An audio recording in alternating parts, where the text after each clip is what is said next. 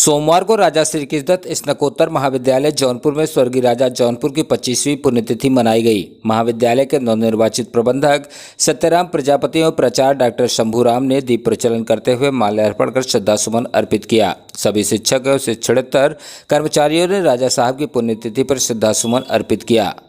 पुण्यतिथि पर आयोजित संगोष्ठी की अध्यक्षता करते हुए महाविद्यालय के प्रबंधक सत्यराम प्रजापति ने कहा कि स्वर्गीय राजा साहब बहुमुखी प्रतिभा के धनी थे, कुशल राजनीतिक महादानी, विद्यानुरागी, जानकार, प्रखर राष्ट्रवादी विचारधारा के पोषक थे। स्वतंत्र भारत के इतिहास में भी राजा साहब का महत्वपूर्ण योगदान था। आप 3 बार विधायक, 1 बार सांसद व विधानसभा में नेता विरोधी दल भी रहे। महाविद्यालय की स्थापना करके आपने शिक्षा के क्षेत्र में महत्वपूर्ण योगदान दिया है। प्रबंधक ने कहा कि राजा साहब के व्यक्तित्व व कृतित्व का अनुसरण करते हुए महाविद्यालय को ऊंचाइयों पर ले जाना यही उनके प्रति सच्ची श्रद्धांजलि होगी। श्रद्धासुमन अर्पित करते हैं। मंचासीन professor Dwivedi ji, retired professor मानंद उपाध्याय जी, अभी भी कार्यकारिणी का गठन हुआ है।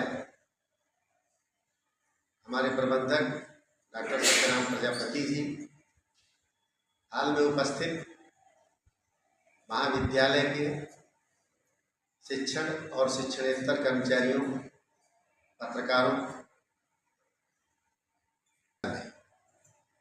और जिस समय महाराज जी जीवित थे उन दिनों मैं इस संस्था में था नहीं। 89 में एक बार मैंने महाराज जी को देखा था। सिकंदर बख्श आए हुए थे, नगर पालिका में मीटिंग लगी हुई थी तो वहाँ पर राजा साहब गए हुए थे। सिकंदर बख्श बहुत अच्छा बोलते थे, बड़ा ओजस्वी बोलते थे।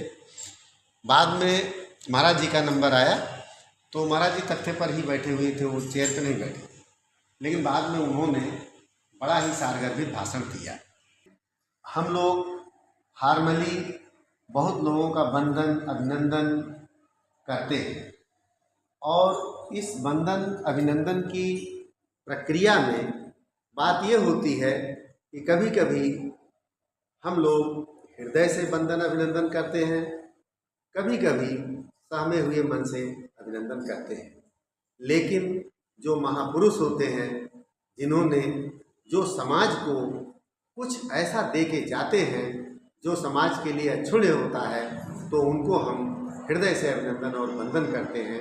इन्हीं भावनाओं के साथ हम राजा यादवेंद्र दत्त दुबे जी को उनकी पुण्यतिथि के अवसर पर अपना श्रद्धा सुमन अर्पित करते हैं, भावभीनी श्रद्धांजलि अर्पित करते हैं और हम ये चाहते हैं कि हमारे बीच में बैठे हुए लोगों में भी ऐसे लोग हों, उनके चरित्र का अनुसरण करें, उनके व्यक्तित्व का अनुसरण करें, उनके कृतित्व का अनुसरण करें और जो कुछ हम लोग देश को दे सकते हैं और देश के लिए सदैव काम आए, ऐसा कार्य करना चाहिए।